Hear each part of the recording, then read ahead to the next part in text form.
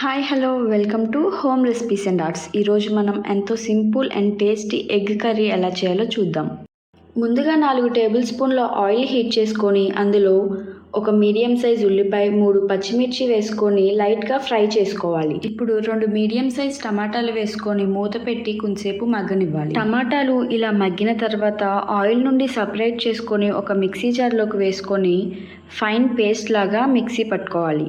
ఇప్పుడు అదే ఆయిల్లో కొద్దిగా పసుపు, కారం వేసుకొని ఉడికించిన గుడ్లను కలుపుతూ బాగా ఫ్రై చేసుకోవాలి. ఎగ్స్ ఇలా బాగా ఫ్రై అయిన తర్వాత తీసి పక్కన పెట్టుకోవాలి. ఇప్పుడు మళ్ళీ ఆయిల్ హీట్ చేసుకొని 2 ఇంచుల దాల్చిన చెక్క, 3 లవంగాలు, 3 యాలకులు, అలాగే 1 టీ స్పూన్ జీలకర్ర, ముందుగా గ్రైండ్ చేసుకొని పెట్టుకున్న టొమాటో ఆనియన్ పేస్ట్ వేసుకొని బాగా ఫ్రై చేసుకోవాలి.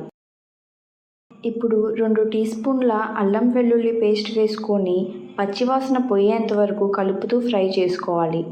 అల్లం పచ్చివాసన పోయిన తర్వాత 1/2 టీ స్పూన్ పసుపు, 1 టీ స్పూన్ కారం, 1 టీ స్పూన్ ధనియాల పొడి, 1/2 టీ స్పూన్ గరం మసాలా వేసుకొని మొత్తం బాగా కలుపుకోవాలి.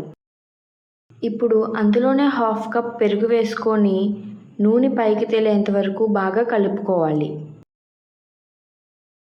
ఇలా ఆయిల్ పైకి తేలాక రుచికి సరిపడా ఉప్పు వేసుకొని బాగా కలుపుకోవాలి. ముందుగా ఫ్రై చేసుకొని పెట్టుకున్న ఎగ్స్ను వేసుకొని బాగా కలుపుకోవాలి.